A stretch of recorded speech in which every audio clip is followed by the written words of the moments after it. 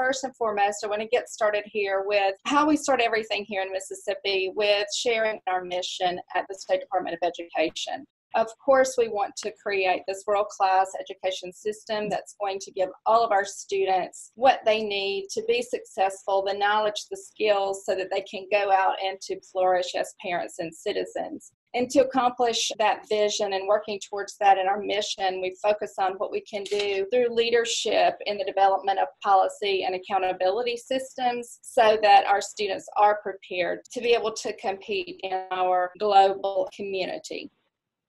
And our state board has set forth some lofty goals for us in our strategic plan. And so everything that we do, all of our initiatives, all of our technical supports and partners in which we engage, we center our work around these 6 strategic goals. First and foremost, that all students are proficient in showing growth in all assist areas. We feel like we are moving, and I'm sure that you've heard some of the good news that Mississippi has to share along NAEP scores. So we're very delighted in the results of some of our work. We know we have lots of work to do, but we are seeing promise and we are encouraged by the forward momentum that we're getting, especially in the areas of literacy and some in mathematics. And secondly, we want every student to graduate from high school and to be ready for the college and career.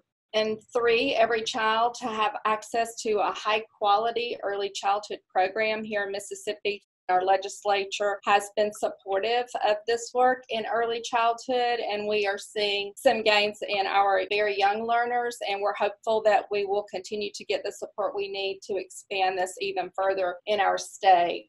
Goal 4 is every school has effective teachers and leaders, and this as the Bureau Director for Educator Prep and the Office of Teaching and Leading. This is the goal that we center on the most in our area because in the Office of Teaching and Leading, we have licensure, educator effective, educator talent acquisition, educator misconduct, and innovative programs. And so every day we're thinking about how our work will help produce stronger, better, more effective teachers and leaders. We've had some communications with state board members on some subcommittees of our group and thinking about amending that goal a little bit to include that every school has effective and culturally responsive teachers and leaders. So that's a little piece on the horizon that we may see, so we're hopeful that we can put that into effect with the support of our state board. The 5th goal is that every community effectively uses a world-class data system. We know that we need these data systems not only to improve student outcomes, but to improve educator prep and leader prep outcomes as well.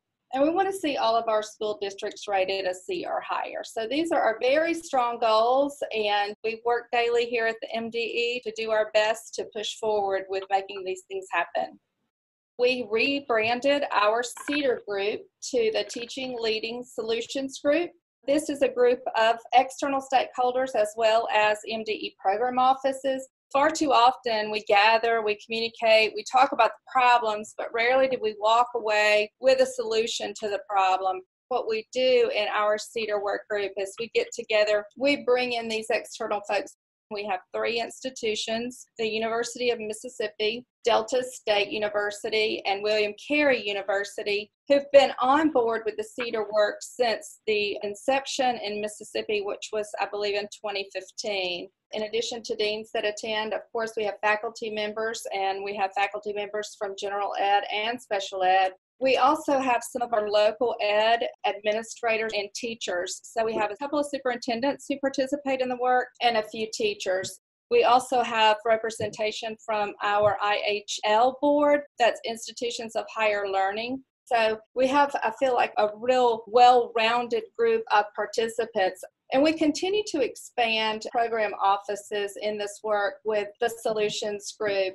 We have spread this out across the agency, again, trying to break down those silos to ensure that we're all on board here and working together. So, of course, we have our Office of Special Education, the office in which I serve teaching and leading. We also have career technical education on board, our elementary ed and reading, secondary ed, school improvement. Our communications team has been involved because we see the need to ensure that not only do we communicate these efforts out of the agency, but we communicate these efforts within the agency, because we know that oftentimes our work can overlap, but unfortunately we don't know that because there's some breakdown in the communications.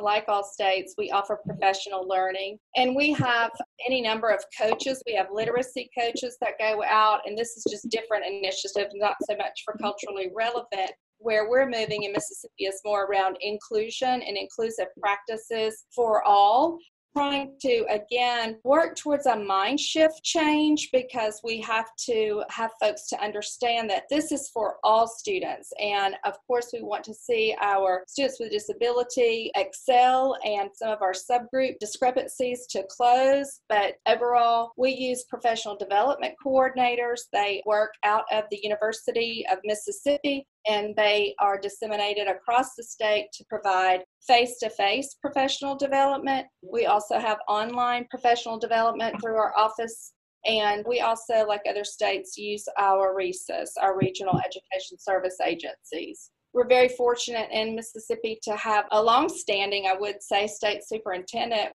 Dr. Carrie Wright has been with us for several years now, and she has really brought some innovation and some challenging opportunities for us as a state. She has her regional superintendents meeting, in which she's always on board to participate and engage with us so that we can share with her and have us, if needed, to present to her regional superintendents groups and the innovations and the things that we're working on, as well as her Teacher Advisory Council. This is a group of teachers across the state, and she goes out and meets with them regionally, in which she disseminates information and gets feedback and brings back to us. We also have a Principals Advisory Panel that meets quarterly, and typically this is convened by our Chief Academic Officer.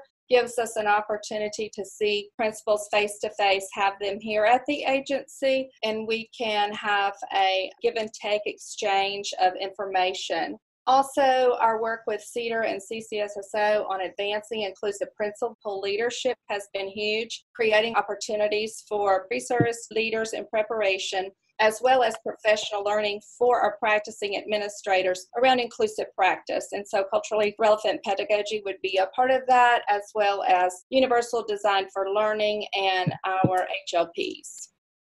Our educator prep, we're all really one big family, and our goal is to improve student learning outcomes for K-12 students, no matter in what capacity you serve in education. And so we work with ed prep faculty to ensure that they are on board, even if they're not a part of our CEDAR work, that we can share things like the course enhancement modules that are out there for culturally relevant education. And we require our ed preps to highlight in their syllabi that are submitted. We're looking to see where in the program the culturally relevant education is taking place, and we ask them to highlight that on those submissions. And as mentioned, the work at the University of Mississippi and their CEDAR goal, again, has been instrumental in what we're trying to do. And inclusive principal leadership, we have a faculty leadership group called MELFA, the Mississippi Ed Leadership Faculty Association. We've been convening with ed prep faculty to ensure that the new program design around the PECL standards, taking into account and reflecting inclusive practice. And we are working in our state for our leadership prep, developing some common assessments. And of course, inclusive practice and culturally responsive pedagogy will be undergirding a lot of that work. Also, we want to take advantage of what we have on social media. We have a new campaign, Teach Mississippi. We're excited about this. We have a website for it. At our Elevate conference last year, we were delighted to have Dr. Gloria Lansing-Billings, who was here, that headlined our conference and shared her knowledge, and it was awesome. And we do use this opportunity at Elevate, do our teachers of color, male educators of color, and female educators of color. We're going to tie that in with Elevate conference. It's going to be the day before Elevate starts, so that's going to be kind of the kickoff to Elevate, is looking at ways in which we're committed to diversifying our teaching force and having special kickoff activities around inclusion and having more diverse teachers.